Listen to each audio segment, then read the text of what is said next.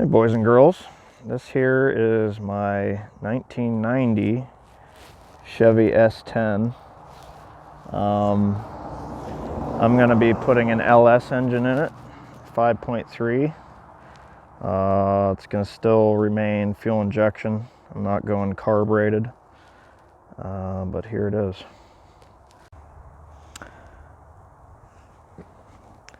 Looks like a piece of crap, but it'll look good once I'm done with it. This is its factory 4.3 TBI. I gotta get it ready to pull out so I can prep it for the LS engine.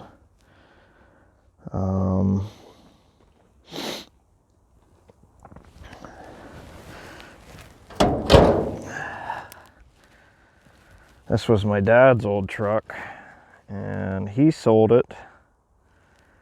And when I got it, it was all tore apart, and I put it back together in about 4 days, because it was literally a cab on the ground, a rolling frame, the front clip was off, the bed was off. In 4 days, I had it back together and running and driving. But then it blew up, so I sold it and I bought it back. It needs rocker panels, as you can see. When I was in high school, we painted this truck white. It used to be originally black, and I'm putting it back to black, probably with a red pinstripe, I'm thinking. And I'm probably going to put some Chevy Corvette rallies on it. But I had a spare 4.3 for it in the bed. When I sold it, the guy let the water get into it, so it is now ruined.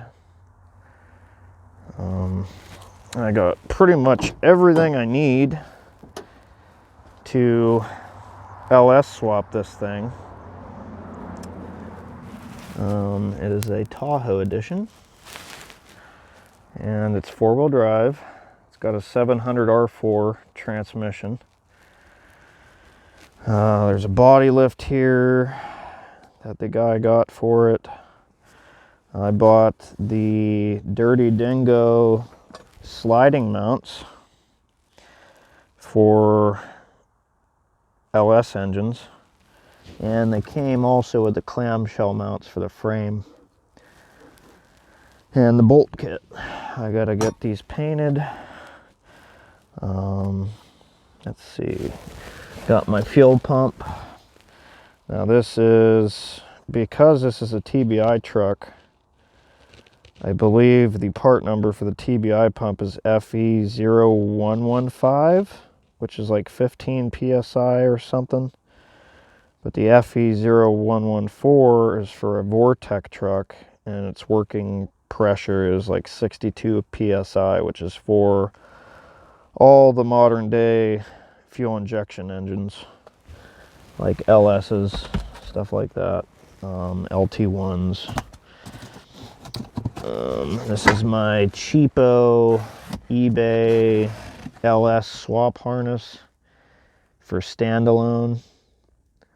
I didn't go with the one with the 4L60E just because I'm going to keep using the old transmissions, which this is for, or manual transmission, which down the road I'm probably going to swap this to an NV4500, because my plan, once I get the kinks worked out of the LS, I'm going to put some CJ5 axles under it, and it'll be a solid axle swap, and probably I'll upgrade the transmission to an NV4500 then. Probably going to run a 208 transfer case with that, if I can find a 32 spline. They're a bit hard to find. I think they came in 1-ton trucks of like the late 80s, early 90s for square body. But I got to figure out what all parts I want to buy for it. But my main objective is to just get it swapped. The truck's, for it being driven, I mean, it's in pretty good shape still. I'm not sure what, yeah, I'm pretty sure it's a factory hole with the way they weld these bump stops on. But for the most part, it's pretty clean.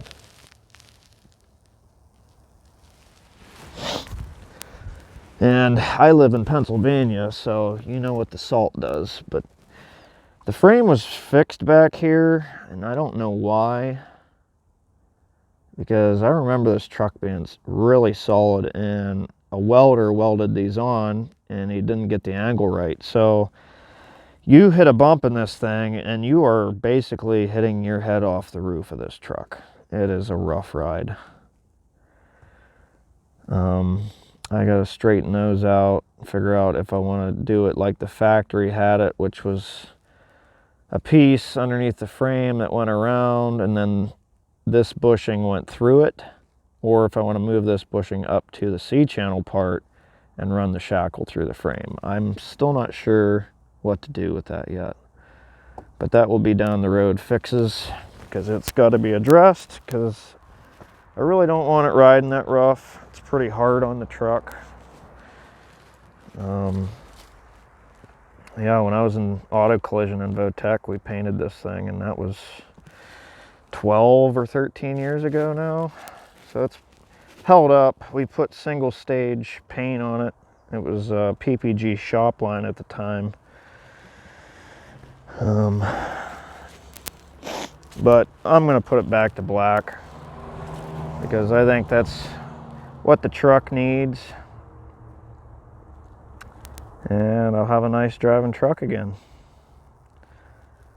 I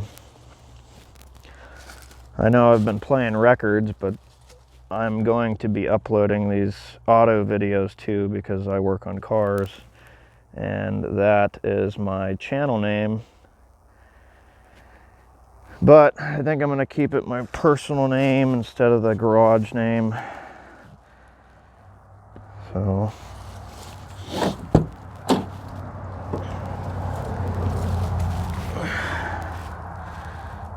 that's the original mileage on the truck.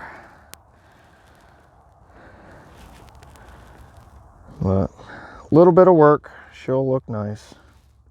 Hope you guys enjoy this build as I post them.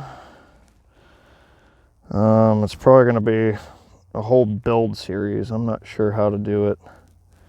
I might just upload one video at a time with what I do, or maybe I'll collaborate it into one video. I'm still not sure.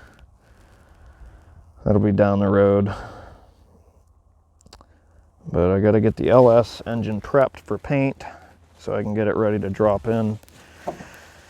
I still got to do some mock-up stuff to make sure that the factory manifolds are going to clear, because I'm still not sure on that. Everybody says they won't, but then again, everybody's done two-wheel drives and they haven't done a four-wheel drive yet. So I might have room, but we will see.